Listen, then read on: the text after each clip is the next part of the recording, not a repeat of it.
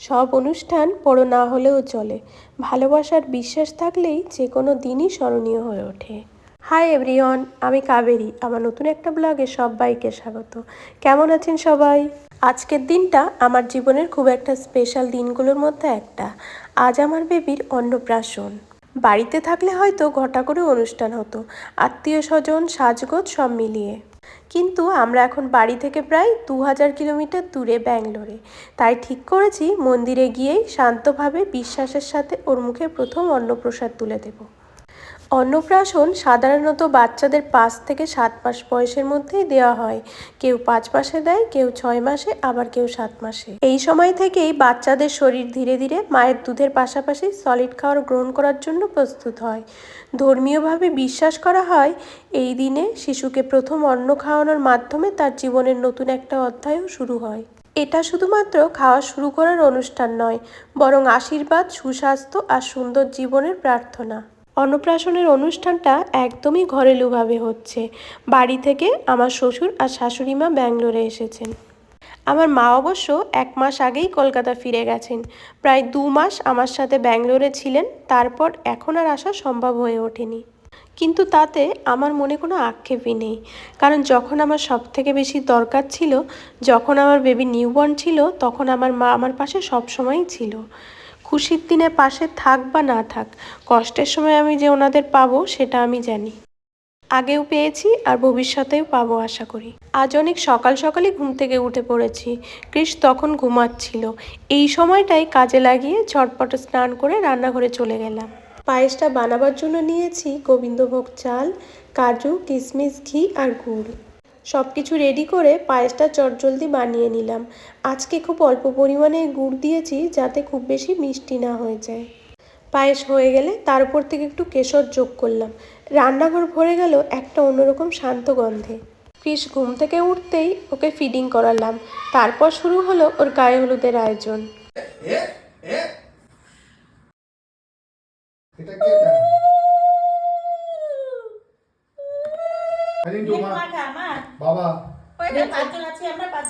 গায়ে হলুদের জন্য ওকে বসিয়েছি বাথটবে। তারপর কাঁচা হলুদ কুটে গায়ে মাখালাম। একদম অবাক করার মতো ব্যাপার হলো ও একটুও কান্নাকাটি করেনি, চুপচাপ বসেছিল। একে একে সবাই হলুদ মাখালো। তারপর ওর বাথটবে হালকা জল ভরে গোলাপের পাপড়ি দিয়ে সাজালাম। এই জলে খুব যত্ন করে ওকে স্নান করালাম। আজ মনটা ভেতর থেকে যে কি ভালো লাগছে সেটা ভাষায় বোঝানো কঠিন। আমার ছোট্ট বেবিটার আজ অন্নপ্রাশন। আজ থেকেই ও প্রথম সলিড খাবে।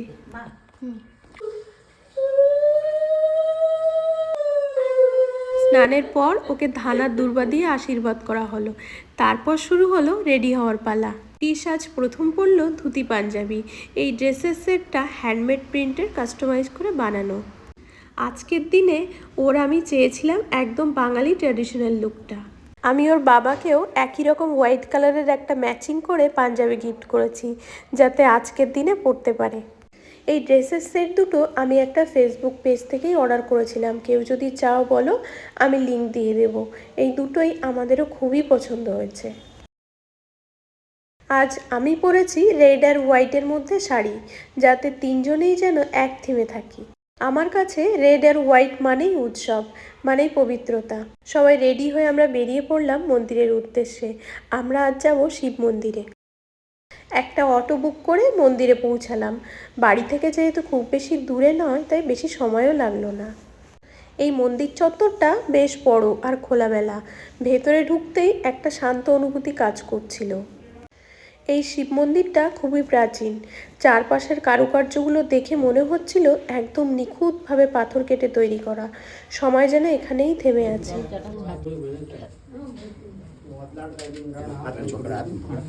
মন্দিরে অনেক মানুষই পুজো দিতে এসেছিলেন।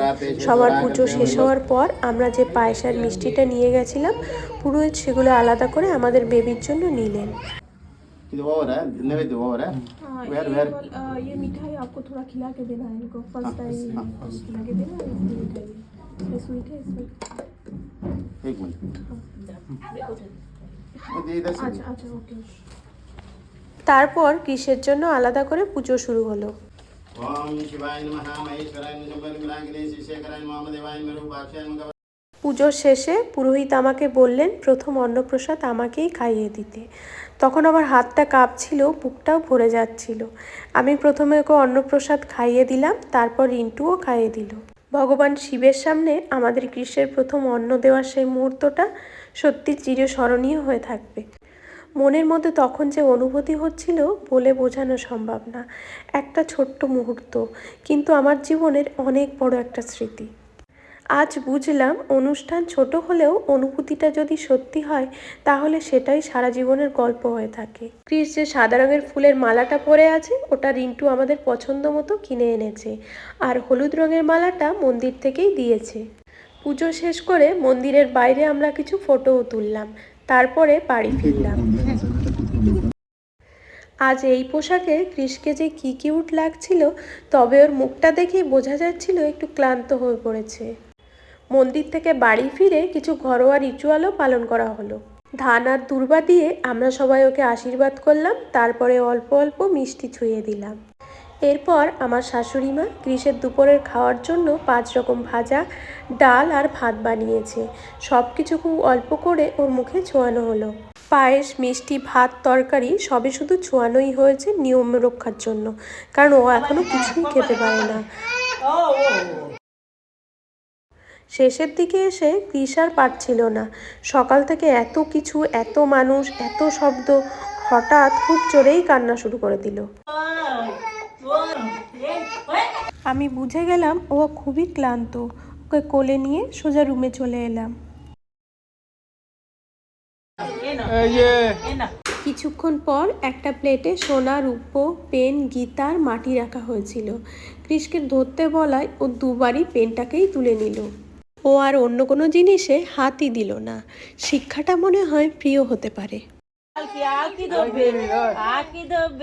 তারপর ওকে আমি ঘুম পাড়ালাম। আজ সত্যি ও খুবই ক্লান্ত হয়ে পড়েছিল। ও ঘুমিয়ে পড়ার পর আমরা সবাই মিলে নিজেদের খাওয়া দাওয়াটা শেষ করলাম। আজকের দুপুরের মেনু ছিল খুবই সিম্পল, মাছের মাথা দিয়ে ডাল আর ভাজা। এই সাধারণ খাবারটাই আজ সবথেকে বেশি তৃপ্তি দিচ্ছিল।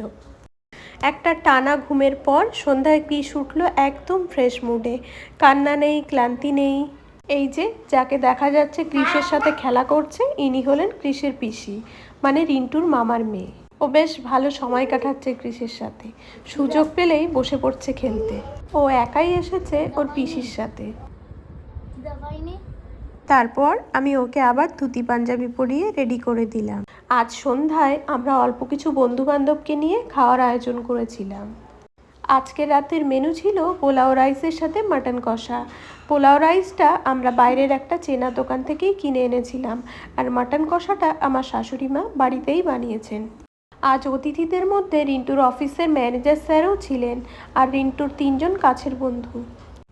সবাই মিলে আজকে সন্ধ্যাটা খুব ভালোভাবেই কেটে গেল। খাওয়ার শেষে সবাই মিলে কিছুক্ষণ গল্প হলো, তারপর অতিথিদের খাওয়া শেষ হলে আমরাও খেয়ে নিলাম। ক্রিস তো অনেক আগেই ঘুমিয়ে পড়েছে, তাই এখন মনটা একটু চিন্তামুক্ত।